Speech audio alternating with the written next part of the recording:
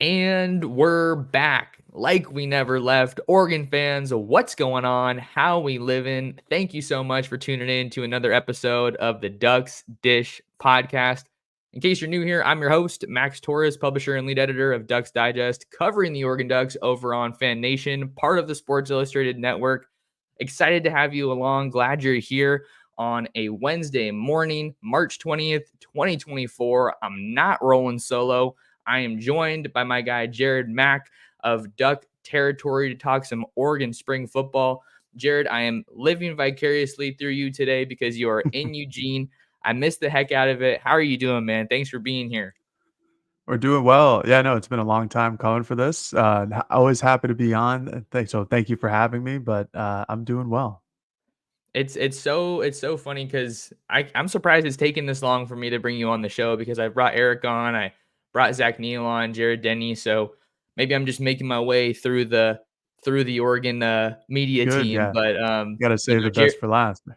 exactly.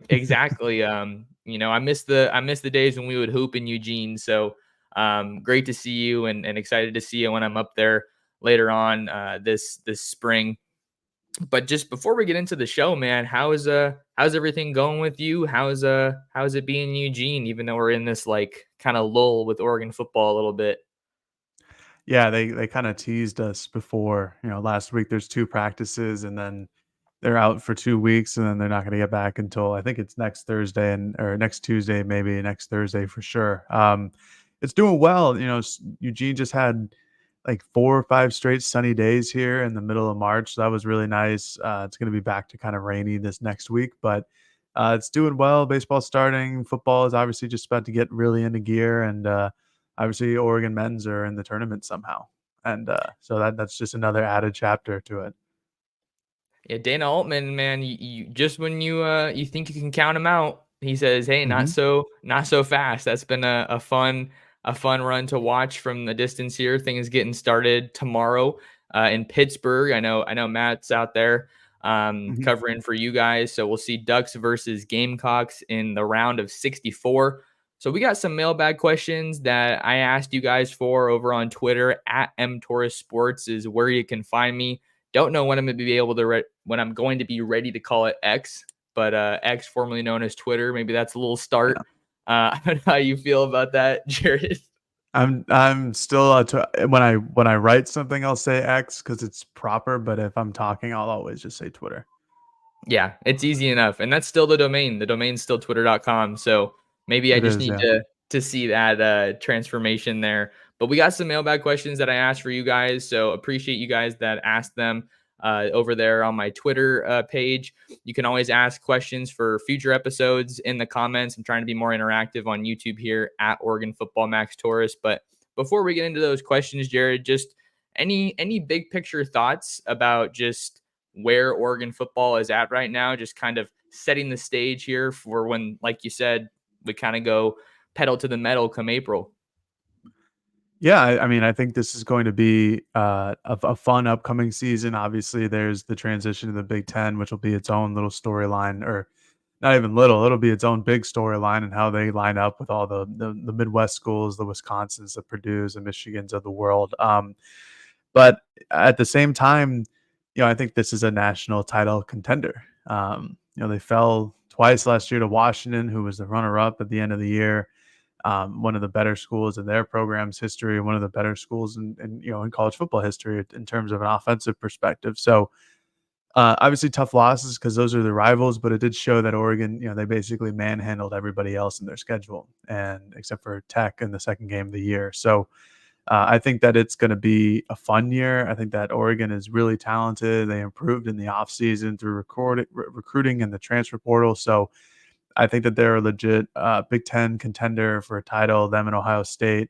And, at that point, you're in the college football playoffs for the 12 team, and kind of like March Madness, like I guess anything can happen at that point. So I think they're a legit title contender, and I think it's going to be one, on paper, it could be one of the bigger years in program history.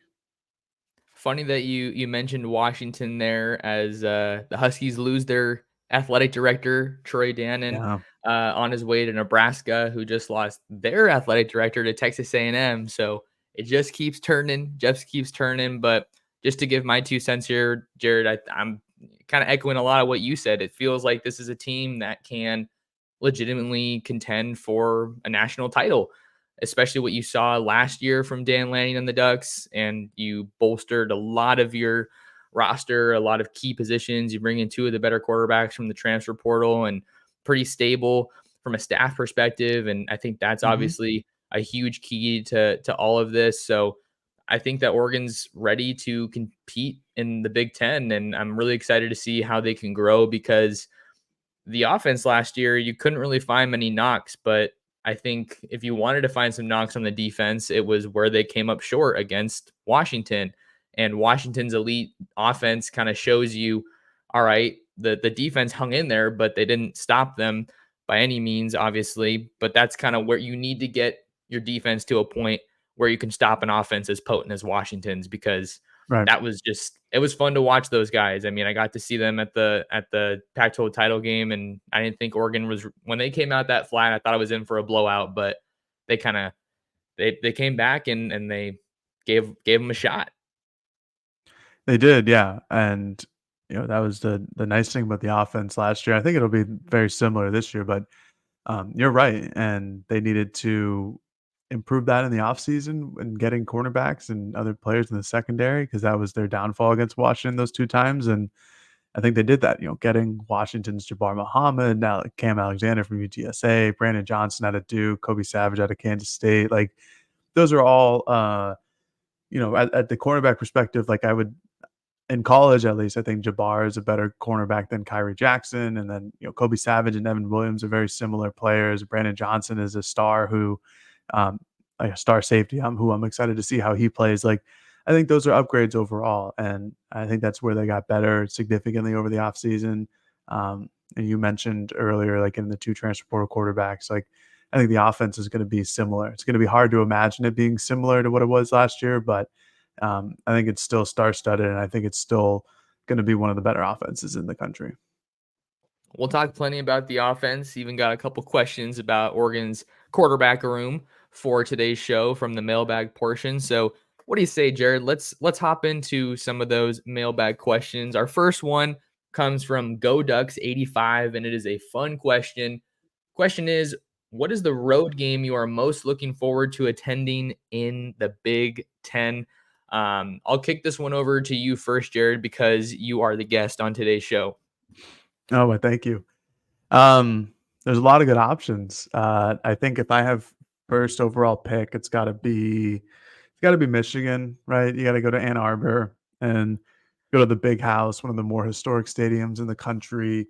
Um, you know, assuming Michigan's gonna be pretty good next year. I know they lost a lot in the NFL draft or will in the NFL draft, but they should still be pretty darn good. So it should be still like a big crowd, like over 100 and something thousand people who are going to be there. It's always kind of been a dream of mine to go to a Michigan game. I think that would be a lot of fun. I went to Ohio State. You were at Ohio State too, right? In 21. So you went there. Now you got to go to Michigan. Those are like the two pinnacle schools in the Big Ten. So I think Michigan is my pick. Michigan is definitely one of those schools that I was kind of mulling over when I saw this question. So I don't want to take Michigan. And I know that Ohio State game was just phenomenal. I mean, Hmm. the it was packed out, loud, just everybody was showing up. Loved that first taste of the Big Ten culture. I think I'm gonna go with Penn State. I think that's a fun It's a one good one. to go to. Not only were they have my high school's same colors, but like a whiteout game. Can you imagine a Penn State Yeah. Oregon whiteout game in Happy Valley? Like that just has star headliner billing written all over it, Hmm.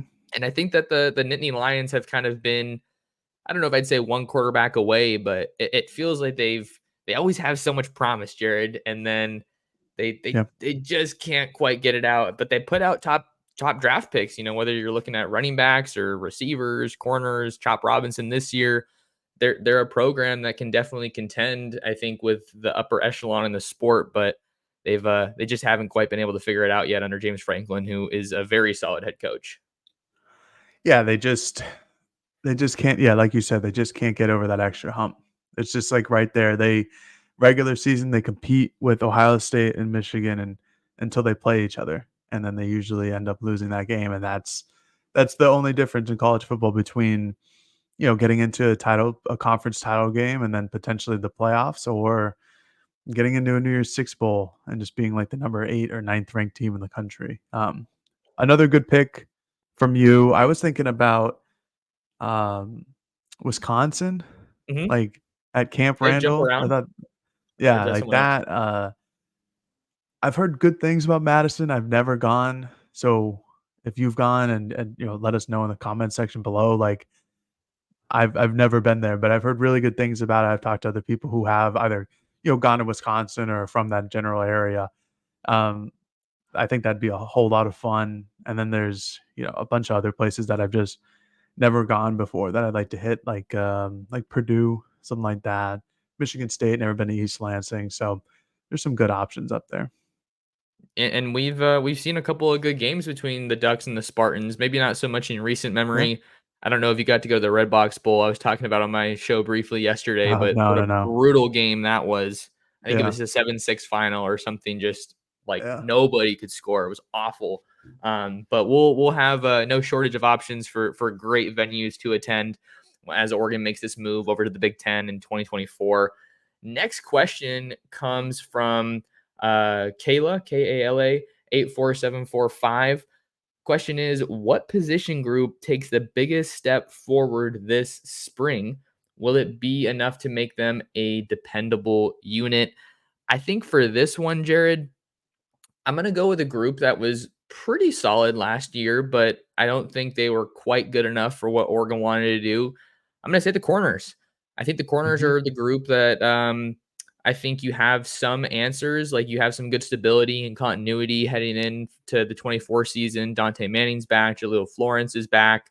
Um, a couple of guys that have been in the program for quite a while, played some good football, but I'm really excited about those portal additions. Cam Alexander and Jabbar Muhammad come over from UTSA and Washington, respectively. I know you mentioned them a little bit earlier on in the show, and Mhm. I think that Muhammad's coverage ability and Alexander's speed are two components that are really going to help take those corners to the next level. Especially, Jaleel Florence, we're not entirely sure what his recovery timeline looks like. I know that Lanny was talking Right, about right. comparing him to Noah, which was a little interesting because Jaleel didn't practice reportedly. So I was kind of interested to see that, but I think that Oregon has recruited so many high level corners for a while, but they haven't quite been able to get to that level that they need to. And Kyrie Jackson leaves, and then you bring in Sione Laulea, Dakota Fields, Ifeoma Badegwu. There's just so much talent in that room. You hope to get a step out of Nico Reed going to the next level with his game. So I'm going to go corners, and I do think that it's going to be enough to make them a dependable unit this season. I like that pick. I think that would have been my first overall selection too. And for all the reasons that you mentioned, like there's just a bunch of talent in there now, whether it be portal additions or recruits. Like I think that might be, it's probably the most talented cornerback room Oregon's ever had, at least on paper. Obviously you have to play the games to see if these guys are any good or not, but on paper it's incredibly stacked. I'm gonna go with a kind of the outside the box pick. I'm gonna go with the outside linebacking room. So like Mateo Uyungale, Blake Purchase, Tatum Tuioti, I guess Jackson Jones, Ashton Porter, guys like that, because they were good last year, and I mean, at least for me, it was a bit of a surprise how much Blake Purchase played, how much Tatum Tuioti played, how much maybe not how much Mateo Uyunglele played because he was one of the higher rated guys in the class and he was the most physically ready of all those three. But they played a lot, and no Mace Funa. I should include Amarion Winston in this, who Yeah. also played a lot of snaps last year. I don't think people realize how important he was to the defense, at least in the run game last year. But this year, there's no Mace Funa, who, was like a 4 or 5 year starter. Like he started, I think towards the end of his freshman year, then basically all of his sophomore, junior, senior, and then senior season. And with no Mezfuna, they need somebody who's going to command in the run game and set the edge and be able to take on lead blockers and tight ends or running backs or fullbacks or whatever the case may be in the Big Ten, where physicality kind of reigns supreme, where there's some big boys up front. So I'm interested to see who that's going to be. I think it'll either be Amarion Winston or Tatum Tuioti because I just think they have the bigger frames. I think Mateo might be best served moving back inside and becoming a defensive end, even though his position on Oregon's roster is now outside linebacker, when it was defensive end last year. So I think it's a good group. I think it can provide some good competition within it. Um, and I think that they've added talent. I think that the talent there that was good. I think that bringing on Jackson Jones, seeing the development of Ashton Porter, the further development of the guys we've already mentioned, and I think it could be a really good group. And they're going to need it to be really good because they need that physicality up front.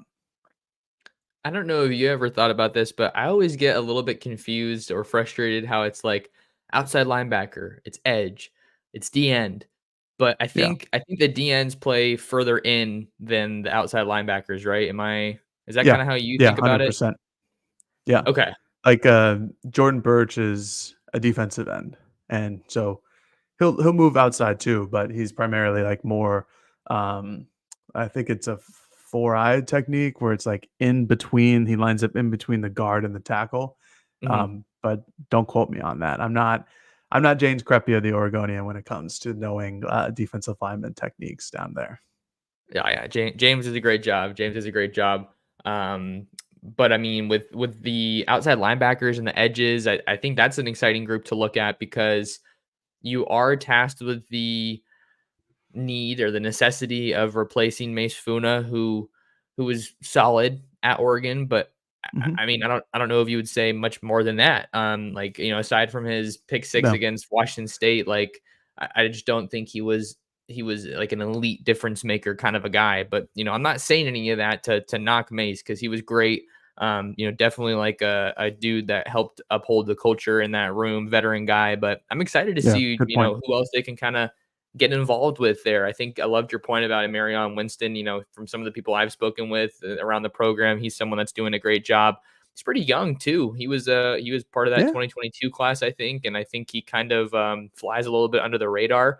yeah, Oregon has a great opportunity in front of them because Blake, Tatum, and Mateo played as much as they did. So those snaps are going to be super valuable, perhaps invaluable to kind of projecting what they're going to be able to do, that step they're going to be able to take forward in 2024. And then I was surprised you didn't mention Elijah Rushing. How much does he play in yeah. 2024? Or is he a Forgot DN about him. perhaps because he's 6'6", like 250, 260. Going to be interesting to see kind of where he slots in there. But I think he was kind of a along that edge outside linebacker mold. But there's a lot of good options there. Jaden Moore as well. And then Jackson Jones, who you mentioned. So I think we got all the names there, at least in recent classes. Ashton Porter is another one. But there's so many talented guys that they've recruited and added to this roster in recent years. It's just a matter of finding, okay, who can take that next step forward Right, and right, right. from that 23 class, and then who it's kind of a sink or swim, I guess a little bit with some of these young guys because you're not going to see the field if they don't feel like you're ready. Yeah, 100%. And I think that's been very apparent, especially last year for Dan Lanning and Tosh Lupoi's defense. Like once they finally added all the guys that they needed, like if you're if you're not good enough, like you're not going to play. And I think that's the right way to do it. Like you shouldn't be playing favorites or anything like that.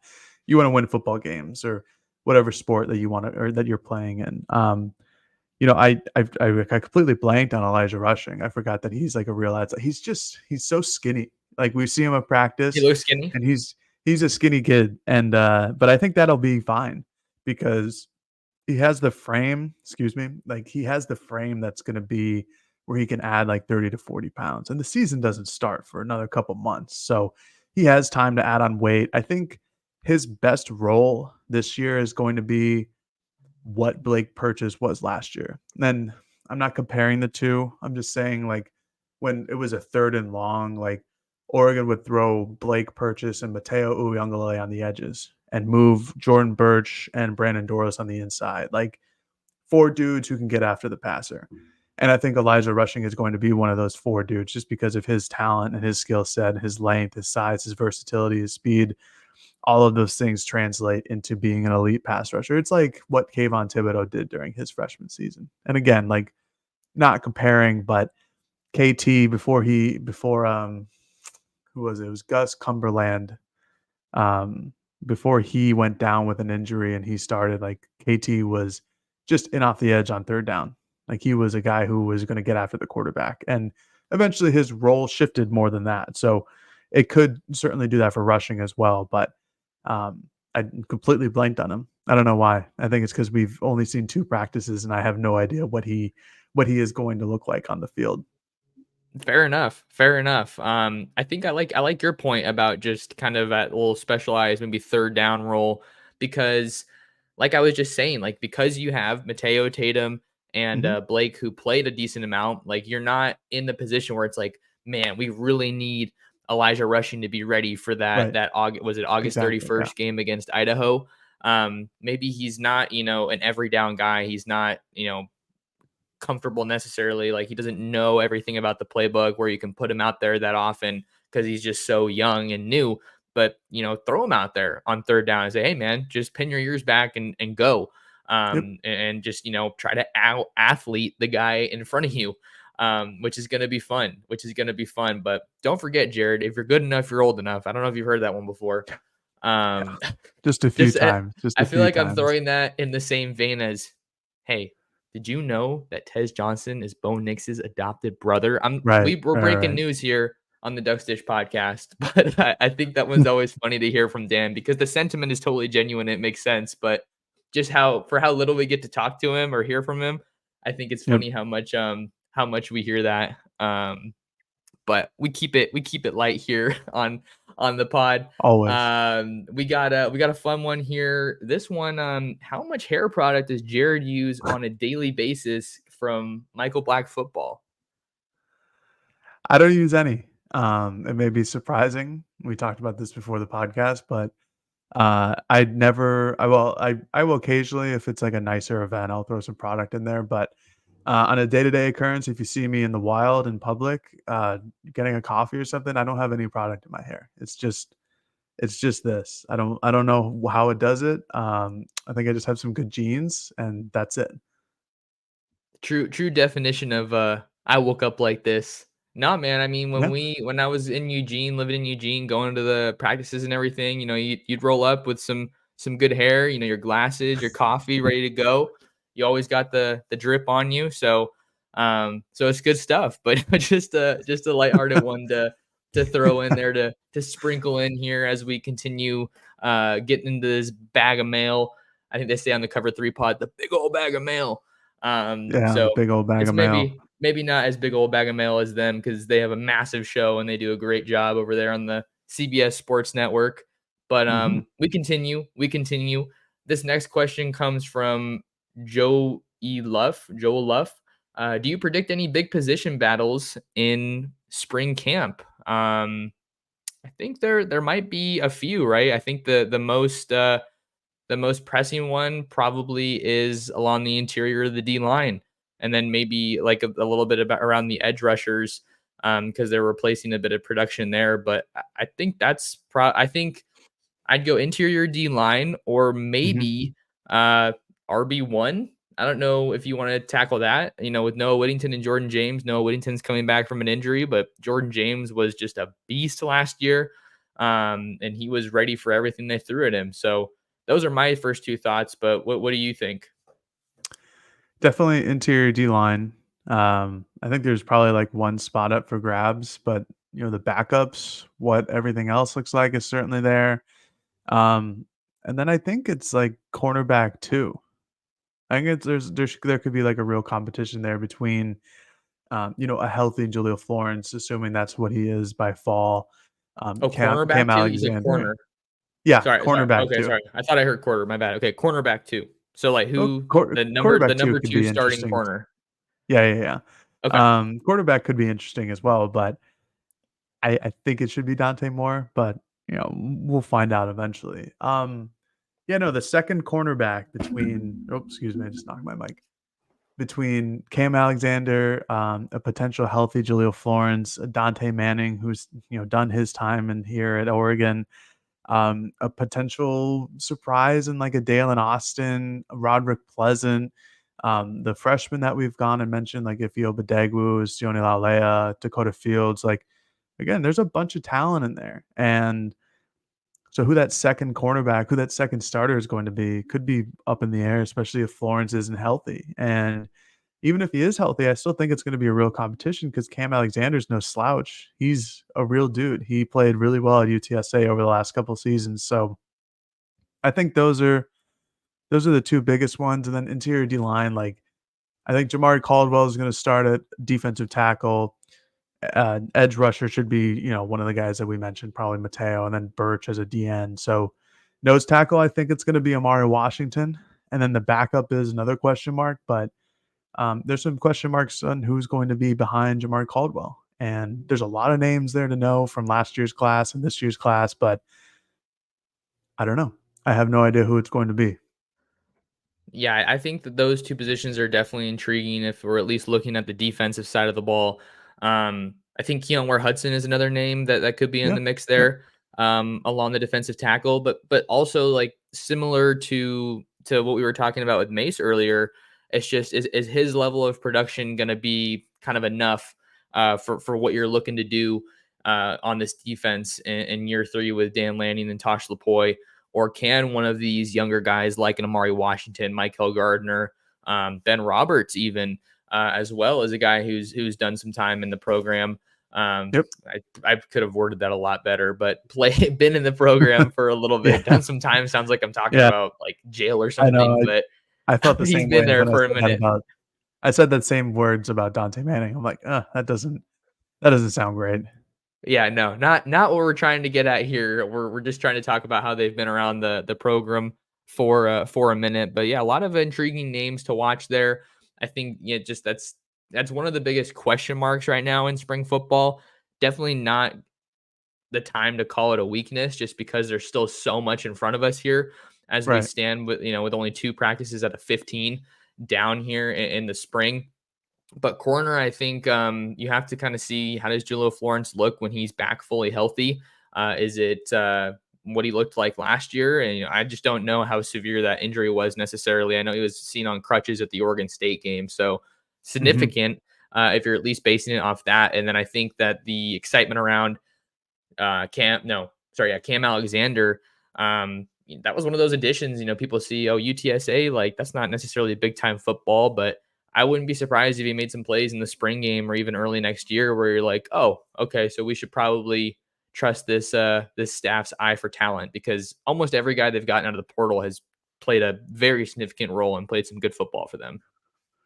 Yeah, I think that last point is really good. Like, it's hard to put blind faith into people, but I think you can do that with Oregon's football staff because, again, like I don't think they've had a swing and a miss and a transfer yet, and it'll happen eventually. Don't get me wrong, but everyone they brought in has performed and performed well, or at least well enough to the point where if they were brought in to be a starter, they were a starter and they played well at the Power Five level. So, and I think Cam Alexander's a dude. I think he's a little undersized, but I think that's fine. I think he's physical. I think he locks down guys on the outside. So, I think it'll be a real competition for him and a potential healthy Jaleel or Dante Manning.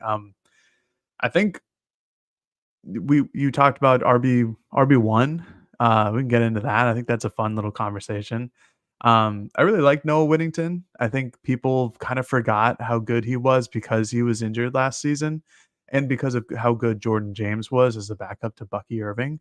Um, I don't know how healthy he is. It seems like he's like flirting with near 100%, but isn't like 100%. So it's spring, so who really cares? They just need to be 100% by the fall.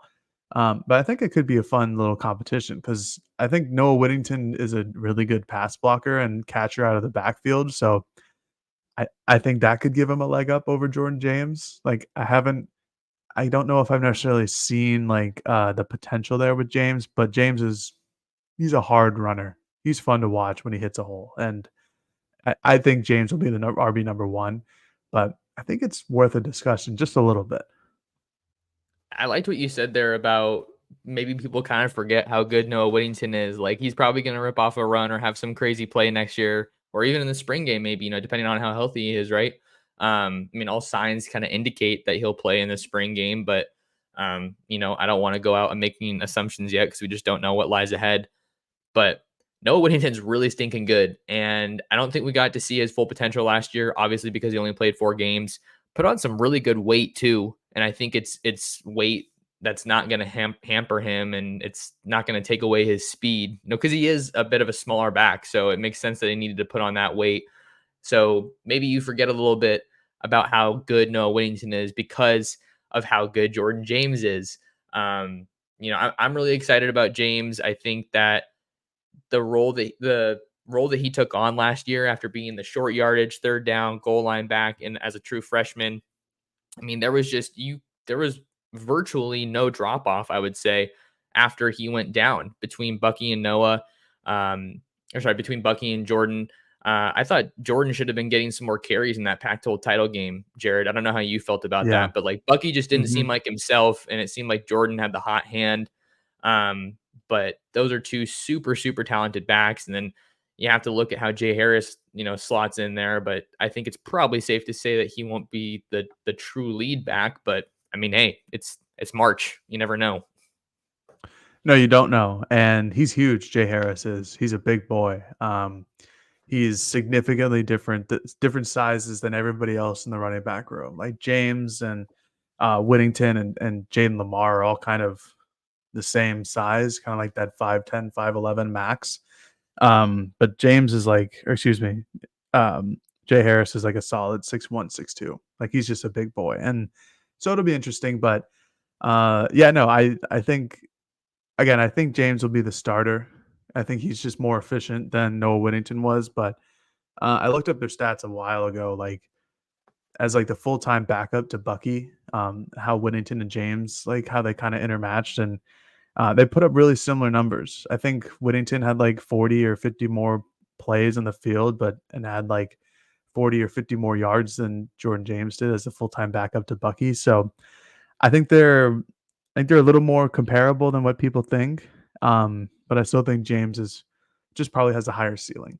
Like I think Whittington, if he's your backup, that's awesome.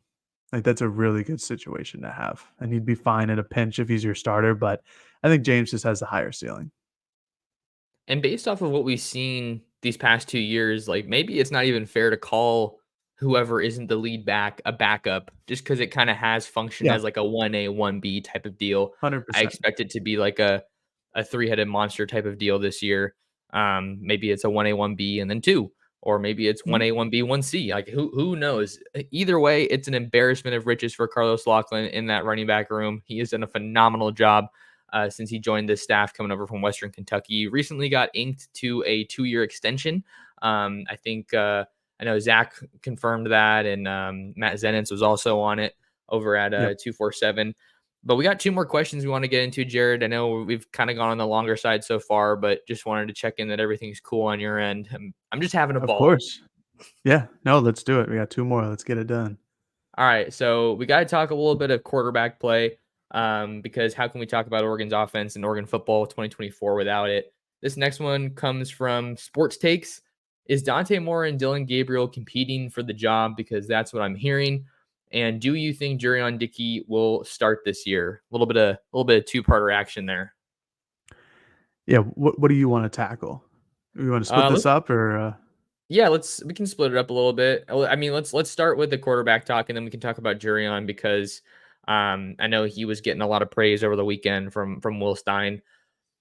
So Oregon's quarterback room, here we are, another year and another transfer is one way you can look at it.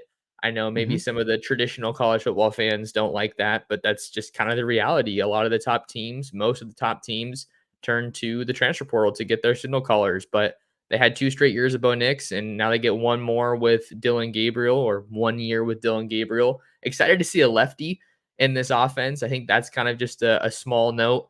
I'm It's gonna be curious a to see weird how one. significant that'll be. But I think Frank Harris at UTSA was a lefty. So Will Stein has some He experience was, working with yeah. lefties. So that's a Mhm. plus.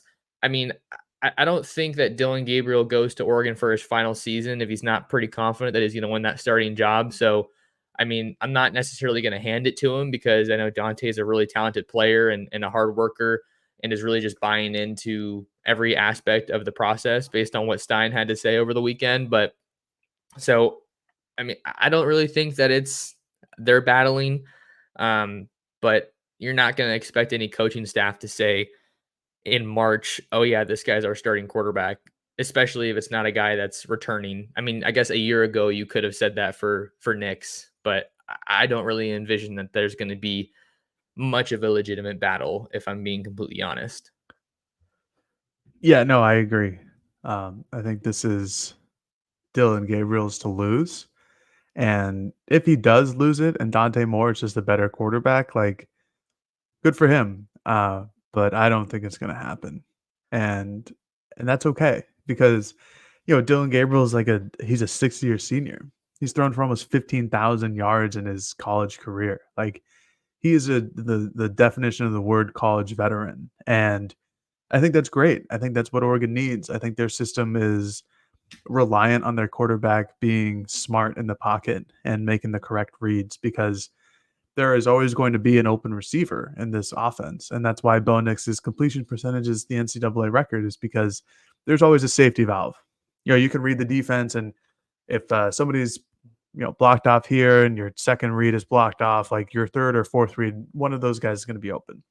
And in order for a quarterback to have as high of a completion percentage as Nix did, he just has to understand football, and that comes with playing the game year after year after year, and that's what Dylan Gabriel does. So we'll probably have to wait a year for Dante Moore, so it's like 2025. But I think Dylan Gabriel is a starter, and he's a transfer.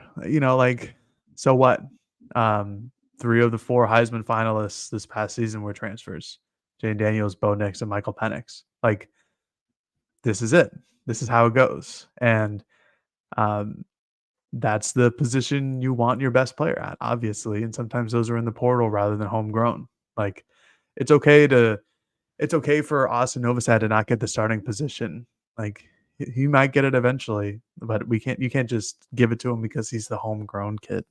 You have to get what's available and what's out there on the market. Even if Dylan Gabriel is going to be the starter for the Ducks, as we all expect, that doesn't mean these guys aren't competing behind him in that room. I Right. think that that's still Mhm. something that's probably very much alive with Dante, Austin Novosad, Luke Moga, even. Um, so even if we have to wait another year for Dante Moore, put that dude at the maybe the very top of the list of guys I'm most excited to see in the spring game, Right. because that might be the most action that we see from him in 2024. Let's hop into the second question here. Mhm. Will Jurion Dickey start this year? Um, I think just off rip, my gut reaction is no, but that's only because we haven't seen very much of him. I mean, he caught one pass as a true freshman. It looked like, according to his stats that I saw on GoDucks.com or Mhm. ESPN. But I don't know. I mean, for how I don't know if guarded is the right word some of these coaches are in their pressers. Like Will Stein was as big of a fan of Jurion Dickey singing his praises as you could probably be in spring football because he was saying that he's worked his tail off to get healthy, to get in shape, to get comfortable. Like it sounded like we know that his injury, working back from it, the injury he suffered as a senior in high school was kind of hampering him as his true freshman year during his true Yep. freshman year. But now he said that he knows where to line up, he knows the routes to run, and he can truly play fast and play to his full potential, and that he's ready to kind of let it rip. So as of right now, I don't think so, but I also wouldn't put it past him. I mean, if he's just putting on and he proves to be a guy that you have to keep on the field, maybe, because this was a guy that was incredibly gifted coming out of high school. When I got to see him in person, I mean, just good route running, physical, athletic, kind of maybe like turns into a running back after the catch type of a vibe. But sky is the limit. The ceiling is incredibly high for Jurion Dickey, and I hope he starts at some point this year. But maybe I'm just biased because he's from the Bay Area. He's incredibly talented. I talked with a lot of guys at the Fiesta Bowl about like there's guys who are going to the league who aren't playing, or someone entered the transfer portal, so there's open time. Like, who are you excited to see like kind of get this time and showcase their talents? And I think probably like 90% of the guys who I asked, which was probably like 10 to 15 to 20 people, also Jurion Dickey. And he really came on at the end of last season, at least as a practice player, because he was finally healed from his injury. And here he is a whole offseason later, and he's 100% healed. He's participating. He's really getting the steps down in the offense. All to say, I don't think he's going to start. Like, Oregon has a lot of good wide receivers on their roster right now. And, whether it's Evan Stewart, who's eventually going to arrive, or Tez, or Trayshawn, or Gary Bryant, like, there's some guys ahead of him. Even Kyler Casper, I think they play the same position, either X or Z. He's been here longer than Jurion has. Justice Lowe has been here longer than Jurion has. And I'm not saying like Justice Lowe is a better player, but this goes like to the quarterback perspective. Like, usually the more experienced player has the upper hand. So if Jurion can learn the offense and really connect with Dylan Gabriel and just figure out what the goes or what the ins and the outs are of what Gabriel likes, then yeah, maybe there's a chance just because of his ceiling. He probably has the highest ceiling of any receiver on the team because he can be a true, maybe him and Evan Stewart, just because of athleticism and positional value and all that good stuff. But I don't think he's going to start. He would have to be transcendent in the spring and the fall to be able to start. And I'm not going to put it past him, but I'm going to say it's a very uphill battle. Fair enough. Fair enough. Yeah, I'm trying to pull up Troy Franklin's stats just to maybe compare it a little bit. Because Troy played in all 14 games as a true freshman in Hmm. 2021, but he only caught 18 passes. But Mario But Cristobal was the head coach, and there was right, like not much of a passing offense. So that's very much different from the situation we find ourselves in now. So I think you could probably see him seeing action in every game potentially. I mean, he's got to be right there at the top for breakout candidates at the position, just because yep, he had so much acclaim and hype coming out of high school. And I think that it's important to kind of temper expectations with these 5 stars or with these highly rated guys. But I mean, there's no one rooting for Jurion harder than me. Like I said, he's a Bay Area guy. I got to cover him a lot coming out of high school. Great kid, phenomenal fisher, we might add. But I'm super excited for Jurion. Let's get to our last question and get out of here, Jared, before we go too long. This one comes from Patchy P. Question is most likely Duck to achieve double-digit sacks in 2024. I know you and I were a little bit kind of surprised to see this question because no one achieved double digit sacks last year. Not to say that that means that it can't happen this year, but Brandon Dorless led the team last year with 5 sacks. And Brandon hmm Dorless is a good football player, really good football player. So to say that someone could have double digits is making a little bit of a jump. I'm not saying it's impossible, but I also think with the way the staff rotated guys last year, it kind of made it it's hard tough.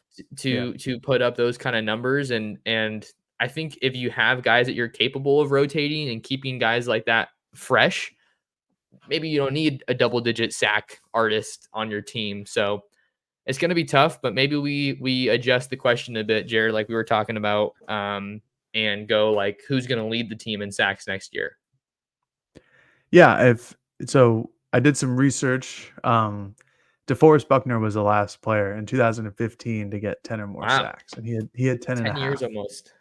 Yeah, and then it was the second highest was KT his freshman season, like we were talking about. He had 9 sacks in 2019. So, it doesn't happen often in Oregon history, and I think you made an excellent point by talking about how often Oregon rotates their defensive linemen, which goes into, like, what they need to address in the transfer portal too is like they rotate the hell out of their defensive line. So if they think that they have guys like the true freshmen or the redshirt freshmen, they need like 7 or 8 dudes that they comfortably can rely on at all times because that's what happened last year. They rotated everybody. Like Birch and Dorless saw the field the most at everybody, but it was still like 30 or fewer snaps a game. But in a long way of answering this question, I'll go with Jamari Caldwell as my guy who's going to lead the team in sacks. It's either him or Birch, and Caldwell uh,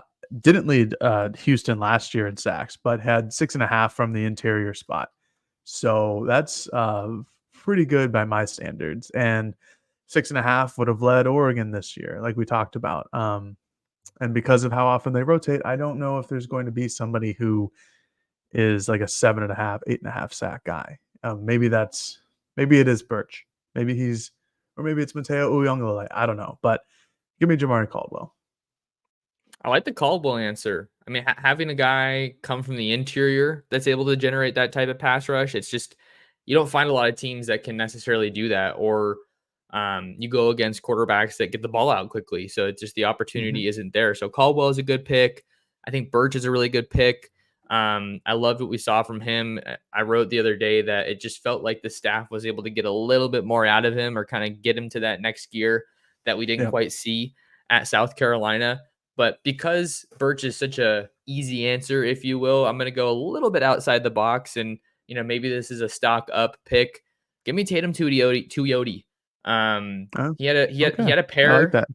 He had a pair last year, pair of sacks, 13 games for the true freshman, and part of the reason I'm making this pick, not just because he's a coach's son, but I think he was the guy we saw the earliest impact from of the trio, right? And or just saw the most of him the soonest, the earliest. And I think a big part of that is because the dude knows ball. I think he gets to college as much more advanced than perhaps your typical true freshman, because Hmm. his dad's the D line coach. Not just because he's at Oregon, but like, Nebraska or his other stops. I think when you're a coach's son, you just kind of naturally have advanced a technique, and you can kind of be a technician. So I'm really excited about what Tatum can do. I think he's maybe like, I don't know if this is like the perfect, I'm not comping this, but maybe he's kind of reaching that level that the Ducks wanted to get from Brandon Buckner, whose dad was an NFL coach along the D line. He was kind of Yeah. undersized, but his technique was kind of lauded. So I'm not saying that to take a shot at Brandon at all. But I just think that Tatum's ready to take that next step, and he's got a great story. So I'm gonna have him as maybe my dark horse guy. I like the pick, because you're right. Like he was like an immediate contributor last year when I certainly didn't think that would be the case. And he even dealt with an injury during fall camp. He still came out there and was like a day one contributor. So I like it. I think he's got a lot of potential. I think he can add more weight and get faster and stronger and all these other things. And he could. I don't think like again. I don't think the leader is going to have like 11.5 sacks. Like I think somebody can get to 5.5 or 6.5 and be the leader at the end of the day. So I mean, I think Tatum's as good of an answer as honestly anybody because he could be a day one starter taking over that Mace Funa role, and he's versatile enough to play in the run and play in the pass like he showed this past year. So I like it. That's a good pick. All right, well, we're coming up on an hour here, so I think it's probably a good place to wind things down. It's been awesome chatting with you, man. I think we definitely got to get you back on the show more often. And but before we do that, let people know where they can find more of Jared Mack, more of your work, and just kind of what you got going on in this space, because you're doing a heck of a job, especially when it comes to the baseball stuff. I know that's kind of your sweet spot. It is, yeah. You can find me on Twitter or X. So we talked about at Jared_Max7. Find me there, and then all my work will be on duckterritory.com. And you can find spring football, baseball, and then eventually, fall football and other things down the line. But no, it was great to talk to you, Max. I appreciate you having me on. Happy to come on whenever you need me. Absolutely, man. Yeah, no, glad we were able to make it work. Make sure you guys lock in with Jared. I put his info here on the screen, his Twitter profile. And if you want to find more of me, you can follow me on Twitter and Instagram at Torres Sports. That name right there on your screen. You can subscribe to my YouTube channel at Oregon Football Max Torres. read me over on ducksdigest.com. And then just a friendly reminder, favor to ask of you guys, share the show, share the Ducks Dish podcast with your friends, with your family, and with other Duck fans. But until next time, thank you so much for taking some time out of your day to talk some ball with me. Big thank you to Jared, and we will catch you in the next episode of the Ducks Dish podcast.